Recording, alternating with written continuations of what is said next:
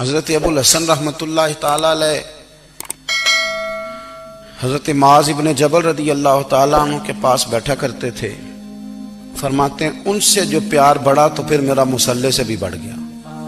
تابعی ہیں، فرماتے ہیں صحابی رسول سے محبت ہوئی تو ذکر سے بھی ہو گئی، پھر درود شریف سے بھی ہو گئی۔ محبت ان سے بڑھی تو پھر اللہ نے مسجد کا پیار بھی بڑھا دیا۔ آپ فرماتے ہیں کہ میری ہر وقت بھی یہ چاہتی تھی کہ بس اللہ اللہ کروں، بس اللہ اللہ کروں، بس نہ میں ذرا تھوڑی جان چھڑاؤں لوگوں سے، کو 10 منٹ ملے تو میں کچھ 4 نفل پڑھ لوں، میں تھوڑا سا نہ بچوں لوگوں سے، اور مجھے تسبیح ملے تو میں نہ کچھ 400-500 دفعہ استغفار پڑھوں، سبحان اللہ، الحمدللہ، اللہ اکبر، لا حول ولا قوت الا باللہ، میں نہ تسبیحات پڑھوں۔ فرماتے ہیں کہ بچے تھے گھر میں 6-7، غربت تھی، کام ملتا کوئی نہیں تھا، اور میں کام چور نہیں تھا، کام ڈھونڈتا تھا، پر اللہ کی قدرت کے کام نہیں ملتا تھا۔ فرماتے ہیں کہ میں نے ایک دن اپنی اہلیہ سے کہا کہ آج میں پھر جاتا ہوں کام ڈھونڈنے، تو میری بیوی بڑی فرما بردار تھی، پر اس دن نہ غربت کے ہاتھوں تنگ آ کے کہنے لگی آج نانا کوئی تو چیز لے کے آیا، تو مجھ سے بچوں کی بھوک نہیں دیکھی جاتی، یہ سب روگاں دا روگ محمد جس دا نام غریبی، کنڈ بلا کے لنگ جاندے نہیں دوست یار قریبی، آج نہ کچھ لے کے آیا تو میں بچے لے کے میکے چلی جاؤں گی۔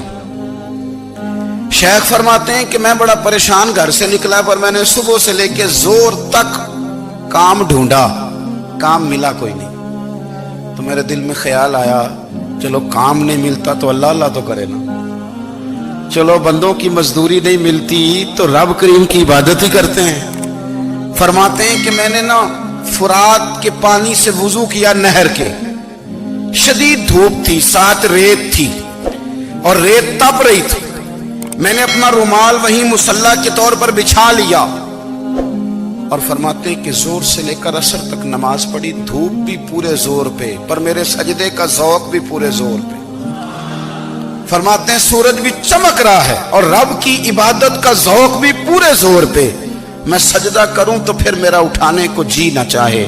میرے استاد لکھا کرتے تھے، یہ ان کا شعر ہے، وہ کہا کرتے تھے مجھے سوز دے، مجھے ساز دے، اور مجھے نیم شب کا نیاز دے، دم سجدہ خود کو میں توڑ دوں، مجھے ایسا ذوق نماز دے، اور میں تیری بہار کا پھول ہوں، میں کھلا بھی ہوں تو تیرے لیے، مجھے میری شاخ سے توڑ لے، مجھے اپنی زلف کا ناز دے۔ بھائی فرماتے ہیں کہ عصر تک میں نے نفل پڑھے، دل ڈھلنے لگا، عصر کی نماز پڑھی اور میں وہاں سے چلا۔ اب میں جب نکلنے لگا تو دل میں خیال آیا کہ چھوٹی چھوٹی دیواریں ہیں گھر کی، بغیر کچھ لیے جاؤں گا تو بیوی دور سے دیکھے گی تو شور کرے گی کہ پھر خالی ہاتھ آ گیا ہے۔ کہتے میں نے اپنے اسی رومال میں جس میں میں نے نماز پڑھی تھی نا، رومال میں کی آخی دے پنجابی جسافہ، کہتے ہیں اسی میں نا میں نے کچھ ریت بھر لی کہ وہ دور سے دیکھے گی تو سمجھے گی کچھ لے کے آیا ہے، چلو جا کے اسے بتا دوں گا کہ آج پھر مزدوری نہیں ملی۔ کہتے ہیں وہ ریت لے کر جب میں گھر میں گیا تو پہلے بیوی دروازے پہ کھڑی ہوتی تھی، پوچھتی تھی خالی ہاتھ آ گئے ہو؟ آج میں نے دیکھا تو ہے ہی کوئی نہیں۔ فرماتے ہیں میں اندر داخل ہوا، سلام لیے، کونے میں میں نے وہ رومال رکھ دیا اور میں نے آواز دی کہ بھلی مانس کہاں ہو؟ تو وہ کہنے لگی آپ منہ ہاتھ دھو لیں، میں روٹی لے کے آئی۔ میں نے کہا روٹی کہاں سے آ گئی؟ یہاں تو کئی دنوں کے فاقے، تو کئی دنوں کی غربت ہے، یہاں تو اس گھر میں تو فقیری ہے۔ فرماتے ہیں کہ وہ روٹی لے کے آئی اور اس وقت کی جو موجودہ نعمتیں تھیں، سمجھ لیں سلاد، اچار، ہر چیز ساتھ لائی۔ میں نے کہا کہ بچے کہاں گئے؟ کہنے لگی وہ کھانا کھا کے کھیلنے گئے، آپ کھانا کھا لیں آ جاتے۔ کھانا اس نے چن دیا۔ میں نے حیرت انگیز لہجے میں ساری نعمتیں اپنے دسترخوان پہ دیکھ کر کے بیوی سے پوچھا یہ کہاں سے آیا کھانا؟ بچوں کو تو نے کہاں سے کھانا کھلایا؟ یہ سارا کچھ کیسا ہے؟ کہنے لگی پتہ نہیں آج آپ کس کریم کی مزدوری کرنے چلے گئے تھے، پتہ نہیں کس کریم کی، میرے گھر میں تو اتنی نعمتیں آئی ہیں کہ مجھ سے سنبھالی نہیں جا رہی، اتنا اناج ہے، اتنا گندم ہے، کس کریم کے دروازے آج چلے گئے تھے؟ یہ کہتے کہتے وہ اٹھی اور اٹھ کر کے کہنے لگی پہلے بڑا کچھ آیا تھا، اب کیا لے آئے ہو؟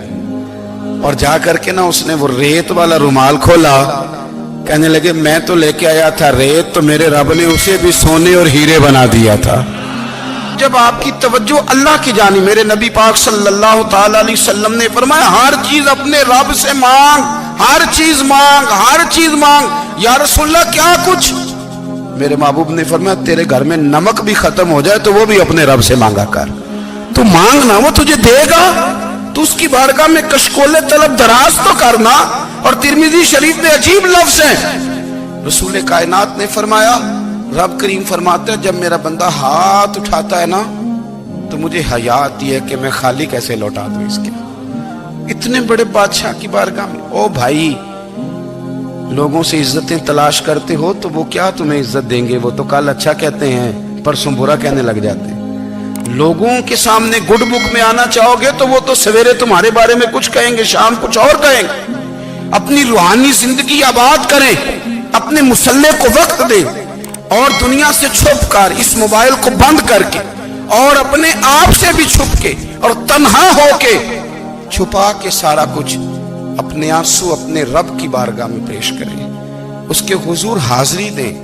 سنو نا ترمذی کی حدیث، اور اسے یاد رکھنا، نبی پاک علیہ السلام نے فرمایا اپنے دکھ لوگوں کے سامنے نہ بیان کرنا، سیٹھوں نوابوں کو نہ بتاتے پھرنا، دنیا داروں کے سامنے جا کے نہ رونا کہ میں تکلیف میں ہوں۔ فرمایا اگر دنیا داروں کو دکھ بتاؤ گے رب تمہیں کبھی غنی نہیں کرے گا۔ اور لوگ ہیں کہ الٹا مذاق اڑائیں گے، آپ کی جس سے بڑی پکی یاری ہے نا، پکی، وہ تب تک پکی ہے جب تک آپ نے 50,000 مانگا نہیں، اور جس وقت آپ نے کہہ دیا کہ میں مجبور ہوں میری مدد کر تو پھر ختم ہو گئی دوستی۔ لوگوں کے تعلقات آپ کے ساتھ تب تک ہیں جب تک آپ ان سے کوئی ضرورت وابستہ نہیں کرتے۔ کریم محبوب فرمانے لگے بندوں کے سامنے دکھ نہ بیان کرنا، اللہ تجھے کبھی غنی نہیں کرے گا۔ تو اپنے دکھ اپنے رب کو بتا، تو دعائیں مانگ، تو اس کی بارگاہ میں حاضر ہو، تو اس کے حضور عرض کر۔ فرمایا اپنے دکھ اپنے رب کو بتا، وہ جلدی کرے یا دیر سے کرے تجھے ساری دنیا سے بے نیاز کر دے گا، تجھے کسی کا محتاج نہیں رہنے دے گا۔